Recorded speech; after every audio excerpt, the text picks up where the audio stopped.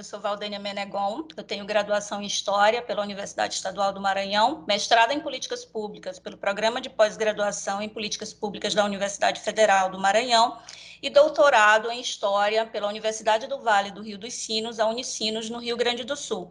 Eu sou professora da Educação Básica da Prefeitura Municipal de Caxias, no Maranhão, e sou gestora escolar da Secretaria de Estado de Educação aqui do Maranhão. Essa comunicação é uma parceria entre o acervo Coutney, o portal Gueledés e a rede de historiadoras e historiadores negros. O tema da comunicação é Mulheres Negras e as eleições de 2020. Na tese de doutoramento, eu analisei as estratégias, que foram utilizadas pelas mulheres nas eleições municipais para o Legislativo de Caxias, no Maranhão, percebendo quais mecanismos elas usavam para ter sucesso na campanha eleitoral. Eu fiz isso através de uma análise prosopográfica, analisando o perfil desse grupo de mulheres vereadoras entre os pleitos de 1992 e 2016, buscando fazer aí saber as similitudes e as diferenças que haviam entre essas mulheres. E aí, em meio ao processo de tese, uma ausência ficou muito sentida, a partir das variáveis que a gente utilizou, uma ausência muito presente ficou evidenciada no decorrer da tese, que foi exatamente a ausência das mulheres negras nessas eleições consideradas vitoriosas. E aí, finalizando a tese, esse foi um dos questionamentos que ficou para ser debatido posteriormente. E é exatamente isso que eu pretendo discutir agora, num projeto de pós-doutorado, percebendo onde estão essas mulheres negras e como é que se dá a entrada, a participação dessas mulheres nos pleitos eleitorais. Basicamente, estudando a participação dessas mulheres no legislativo municipal, E aí, o que a gente tem percebido ao longo do processo histórico, quando a gente vai analisar sobre a participação política das mulheres, essa participação ela vem aí sendo requisitada ou sendo questionada desde o século XIX, de forma mais efetiva. As mulheres elas passam a se reunir, elas passam a fazer uma movimentação a partir lá do final do século XIX. E aí, esse primeiro momento, em que as mulheres se reúnem lá no movimento sufragista, elas buscam aí discutir por que as mulheres estão aí ausentes da política. Esse primeiro momento, a gente pode perceber que ele vai até mais ou menos a década de 30, quando no Brasil as mulheres passam a votar, poder votar e serem votadas. Então, mas a discussão ela se alonga durante todo o século XX, às vezes em momentos muito mais intensos e outros nem tanto. A gente vê que, por exemplo, nos anos 40, 50, essa discussão ela ficou um pouquinho mais refreada. Porém, a participação das mulheres, elas voltam a ficar muito intensa dentro dos movimentos sociais, a partir principalmente da década de 70, lá no período da ditadura civil-militar, em que o movimento de mulheres eles começam a fazer parte daquilo que era contrário a esse processo ditatorial.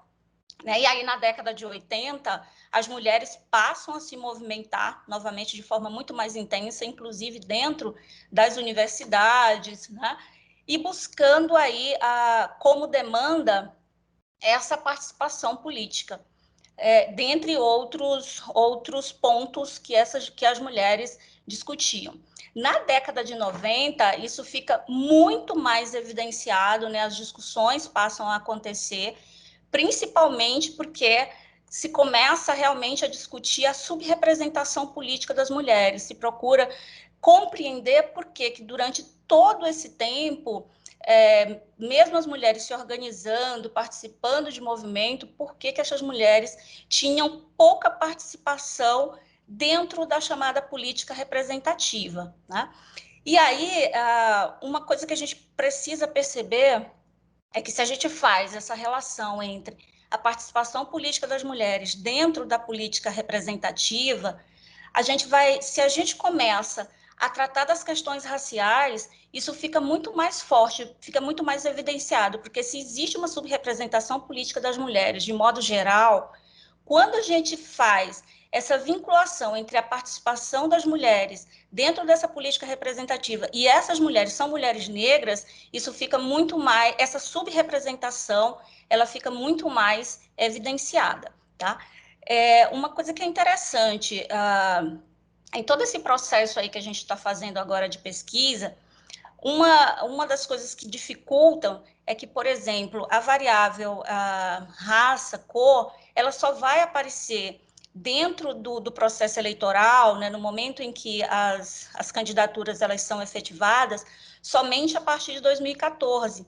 Né? Então, antes não havia essa variável na hora do preenchimento, por exemplo, das fichas de candidaturas. Não é? Isso acaba, muitas vezes, dificultando a identificação de candidaturas negras ou não negras. Tá? Mas, assim, em 2020, que é o período, o pleito realmente que a gente está se debruçando nessa comunicação, apresenta, de uma forma interessante, uma ampliação das candidaturas negras, né, e, de modo especial, também alavancando candidaturas especificamente de mulheres negras.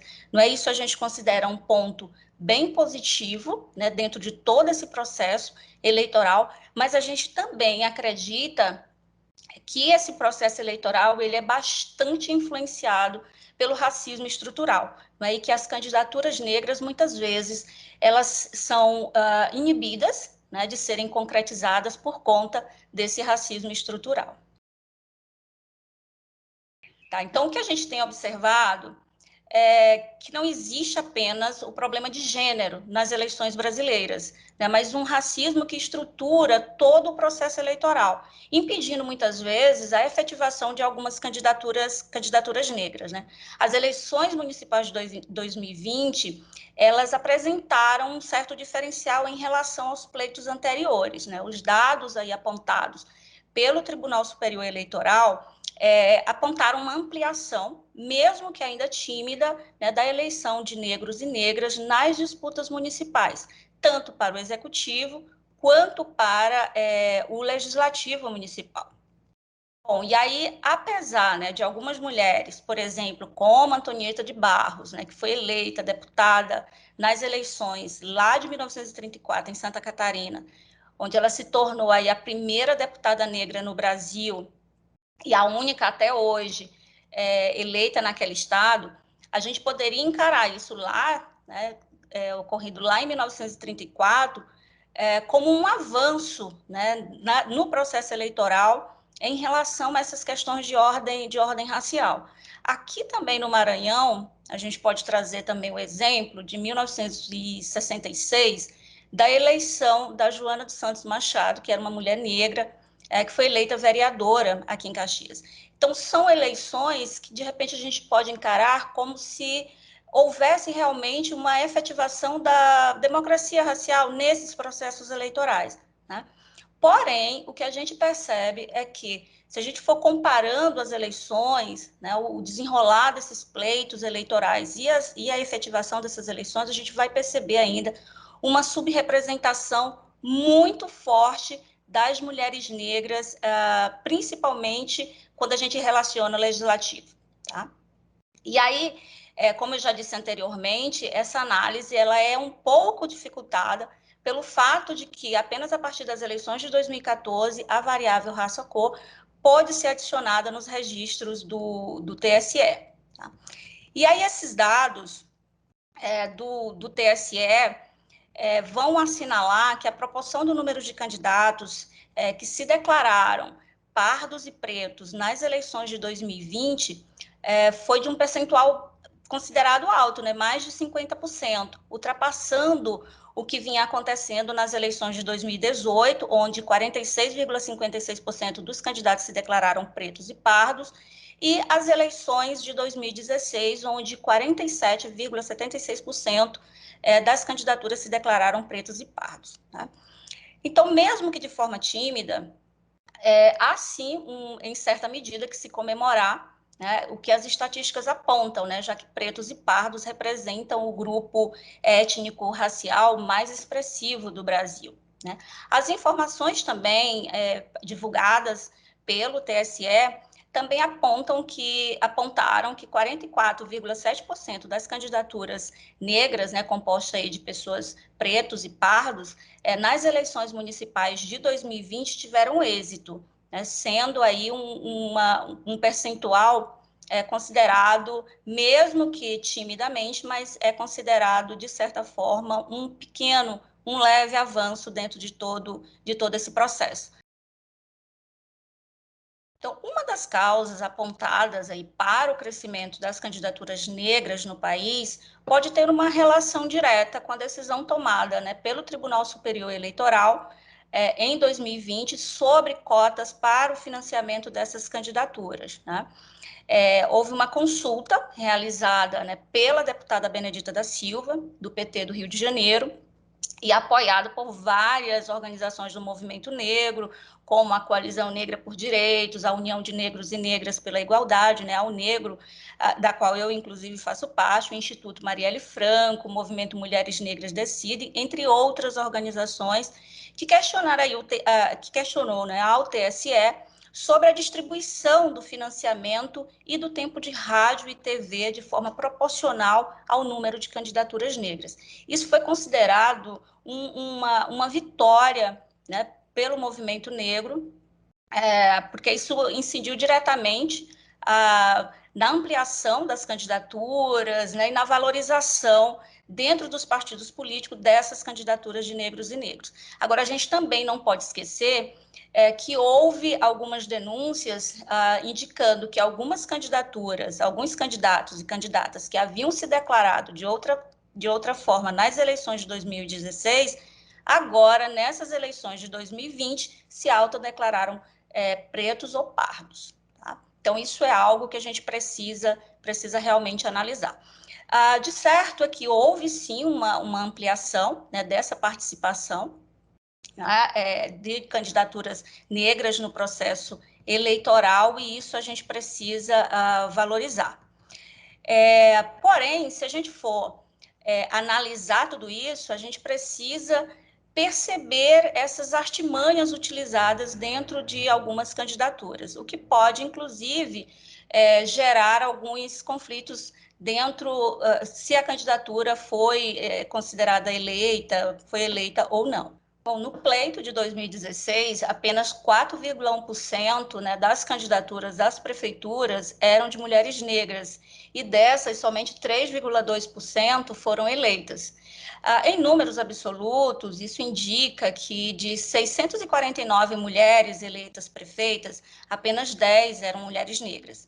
Então, mulheres negras, elas vão representar aí em 2016, 15,4% das candidaturas a vereadoras, e destas, apenas 5% foram eleitas. Em números absolutos, isso significa dizer que naquele ano foram eleitos para as câmaras municipais brasileiras 57.419 vereadoras, né, e desse total, 7.809 eram mulheres, né, o que representa aí em torno de 13,6%. Dentre as vereadoras eleitas em 2016, 36,7% eram mulheres negras, autodeclaradas, ou pardas, ou pretas, né? Em termos regionais, nas eleições de 2016, o Norte foi o que apresentou a mais forte presença de vereadoras negras. E o Nordeste, né, ficou em segundo, com 56%, né, de vereadoras negras eleitas, seguidas do Centro-Oeste.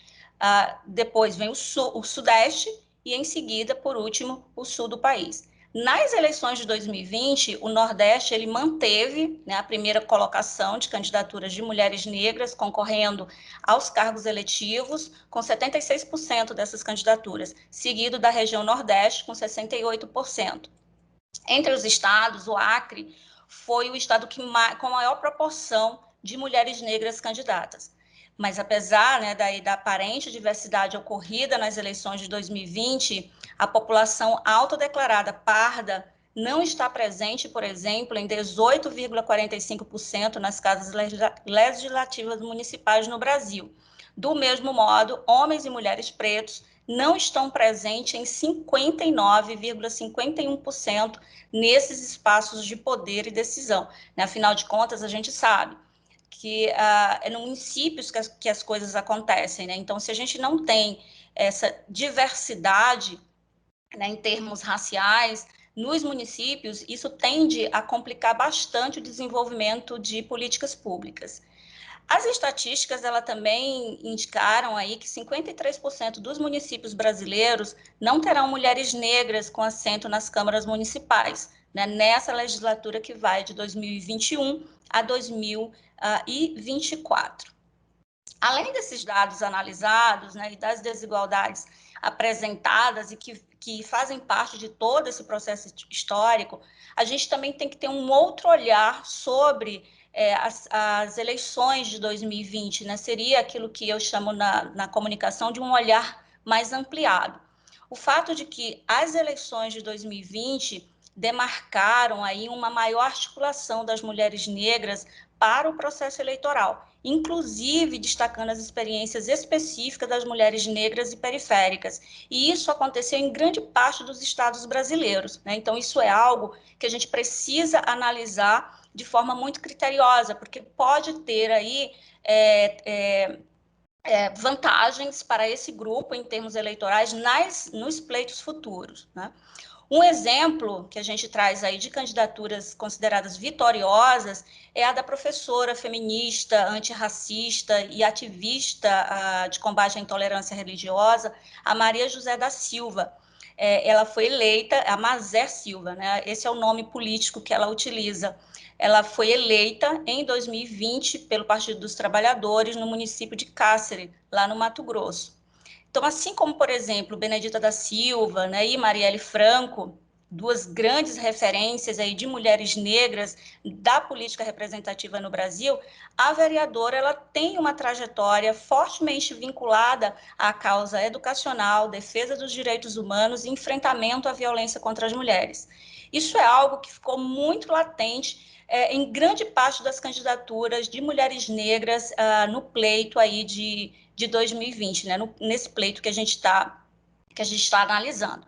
E aí, além da Maria José, né, da Mazé Silva, várias outras mulheres negras se lançaram na disputa eleitoral durante as últimas eleições, né, e tiveram êxito.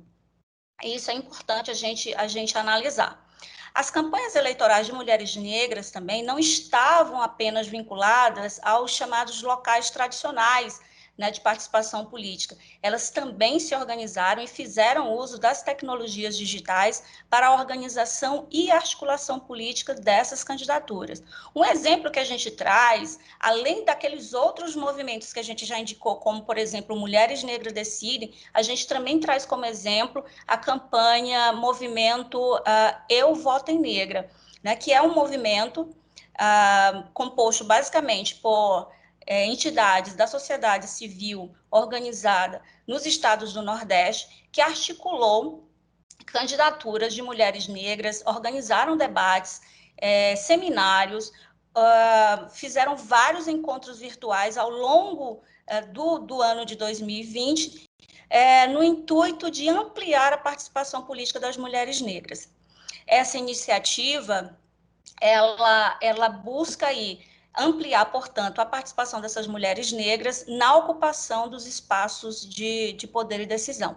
Então, um olhar sobre as eleições de 2020 e a participação das mulheres negras aponta para que o pleito, né, o pleito passado, ele, na verdade, além da ampliação dessas candidaturas de homens e mulheres negras e também a conquista desse espaço, né, a conquista da ocupação das cadeiras dentro do Legislativo Municipal, eu diria que um olhar mais ampliado das eleições de 2020 pode nos levar a acreditar que o pleito ele foi extremamente importante porque ele preparou a articulação desse segmento da sociedade brasileira para as próximas eleições. Então, como disse Marielle Franco, nós podemos ser mulheres dispersas, né, diversas, aliás, mas não estamos dispersas. Então, este é o maior legado das eleições municipais de 2020, né, a enorme rede de articulação de mulheres negras que se apropriaram de espaços físicos e virtuais